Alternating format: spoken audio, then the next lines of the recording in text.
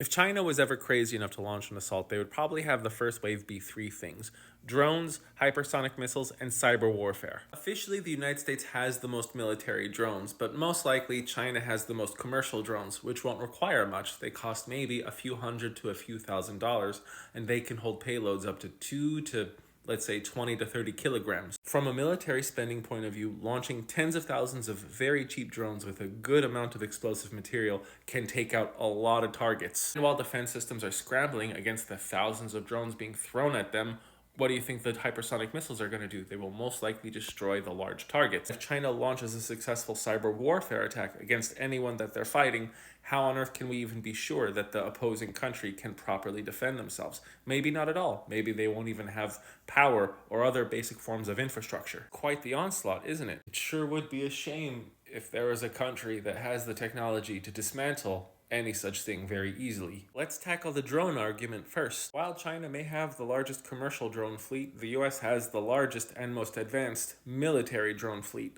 That's something. A very common silver bullet to any drone swarm is an EMP blast. Great, you have a very large drone swarm. It takes 1 or 2 EMP pulses to send all of them falling harmlessly to the water or the ground. The US is already supplying Ukraine with trucks that emit a constant EMP pulse, taking down all of the drones that try to fly towards them. US leads the world when it comes to EMP technology. We could probably just slap an EMP emitter on a missile and take down whatever we need to. We've had the CHAMP system for 15 years? Counter Electronic High Power Microwave Advanced Missile Project. Well, you might be thinking, what if China tries to use EMP technology? Guess which country leads the world in anti-EMP defense? Yeah, America. Quoting from this article, military bases aren't EMP hardened as a whole, but most of the equipment they use today has some level of protection against it. Of course, they most likely have a few classified tricks up their sleeve. But what about hypersonic missiles? Last March, the US Air Force successfully tested the Lockheed AGM-183. That is glide capable, just like what China has, but we are working on hypersonic cruise missiles. China and Russia can keep their hypersonic missiles. We are designing hypersonic aircraft like the SR-72, which can achieve speeds of over 4,500 miles an hour. And they're not the only ones. Look at Stratolaunch. They just tested their first hypersonic vehicle. Not missile, vehicle. And any missile that's launched at all is going to be tracked by US satellites, because out of the 6,000 satellites currently in orbit, we have about 4,800 of them. There's lasers, which we've already used to shoot down Houthi drones, and we could use those same lasers against hypersonics. And when it comes to cyber warfare, I love this narrative of how we're so vulnerable. You guys have seen reports of these top cyber warfare experts saying how we are just incredibly not ready for anything. Just like how 6 months ago, there were reports saying that we had nothing of any hypersonic capability whatsoever.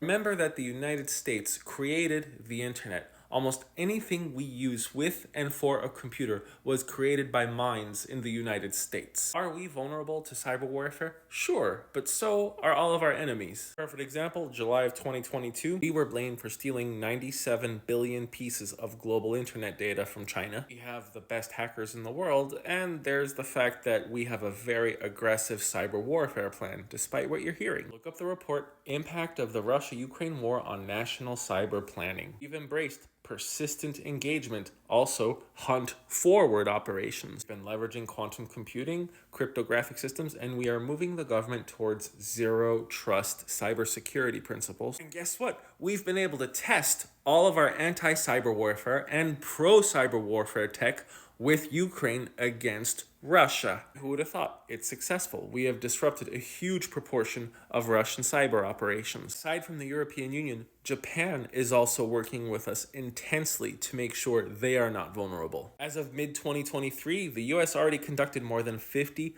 hunt-forward operations on 75 networks, partnering with at least 23 countries. Which means that not only are US soldiers more tactically experienced than any other kind of soldier in the world, so are our hackers. And it's not just us. We have dozens of countries collaborating with us. Then there's the fact that the United States is most likely hacking everybody. They are just not getting caught. Any attack launched by China will not only be resisted by the US, but all of the United States allies that are completely surrounding the country. If China does try to take this little island, keep in mind that an amphibious assault is the most difficult one to launch. They must have a quick victory or suffer a slow defeat. I am the Geo Hussar. Don't let the fearmongers get to you, and you can check each statement I have made and verify it bit by bit. Thanks for watching.